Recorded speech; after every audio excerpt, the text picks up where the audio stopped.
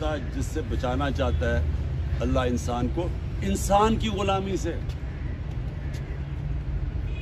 ये दावा है मैं किसी के सामने जब नहीं झुकूंगा तो कौन झुकाता है? कौन? फिरौन कहता है कि मेरे सामने झुको। हर ताकतवर डिक्टेटर कहता है कि मैं जो मर्जी करूं, तुम मेरे गुलाम हो, तुम कुछ नहीं कर सकते। ये जो आज पाकिस्तान में हो रहा है, ये क्या हो रहा है?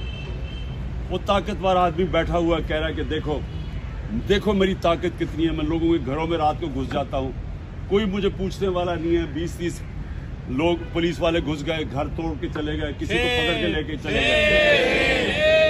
जो आपकी अभी एक बुकला थी आपकी, उसको इन्होंने 2 दिन पहले उसको उठा लिया रात को जाके घर से कि जी मोमना खान कि जी वो जियो फेंसिंग के अंदर वो ज़बान पाक में नजर आई थी।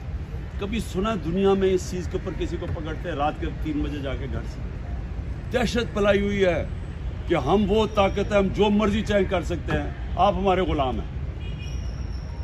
देखिए, ये आपने समझना है कि गुलाम कौम कभी उसका मुस्तकबिल नहीं होता।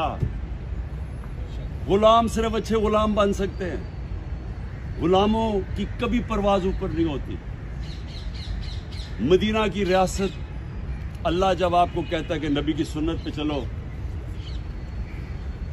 तो मदीना की रियासत हमारे नबी सल्लल्लाहु अलैहि वसल्लम की सुन्नत थी। और क्या हुआ था वहां? वो रियासत में दुनिया की तारीख का सबसे बड़ा इनकलाब आया। ये समझने की बात है। मैं अब दीन के से हट के आपको बात कर रहा हूं। मैं एज एक तारीख का तज्जिया नगार बात कर रहा हूं।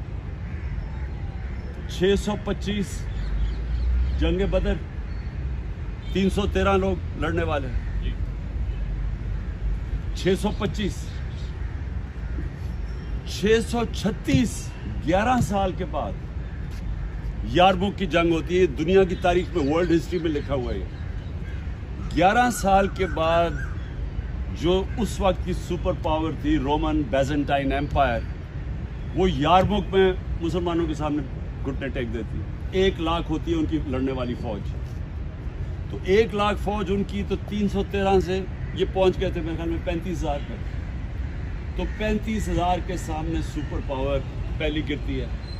और अगले साल कुदसिया में जो दूसरी सुपर पावर है वो उनके सामने गिर जाती है। 11 और 12 सालों के अंदर 2 सुपर पावर्स गिरती हैं। अब जरा ये सोचें कि वो क्या इनकलाब आया था। वही लोग थे, वही अरब थे जिनको कोई पूछता ही नहीं था। तो वो कैसे एक इतना बड़ा इनकलाब आया कि वो वर्ल्ड हिस्ट्री कहती है कि एकदम दुनिया की तारीख बदल गई। अगले 700 साल तक दुनिया की सुपर पावर बने रहा। तो ये मैं आपको सिर्फ इसलिए बता रहा हूँ कि उन्होंने सबसे पहला काम इंसानों को आज़ाद किया था। और आज़ादी सबसे पहली दी थी, ये जो आप कहते हैं ना बुत तोड़े थे। बुत जो तोड़े थे वो तो एक तो काबे में बुत तोड़े थे, वो दूसरे बुत भी तोड़ दिए थे कि हर इंसान कानून के सामने एक बराबर है।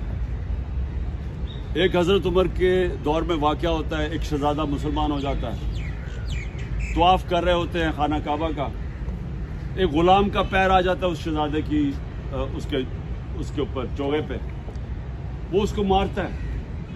वो जाके हजरत उमर को बता देता है। हजरत उमर दोनों को बुला लेते हैं। उस शहजादे से पूछते तुमने मारा था इसको? उसने कहा मारा था। उसने कहा गुलाम को वापस मारो। वो इस्लाम ही छोड़ के चला जाता है शहजादा। लेकिन मुसलमानों का जो इंसाफ था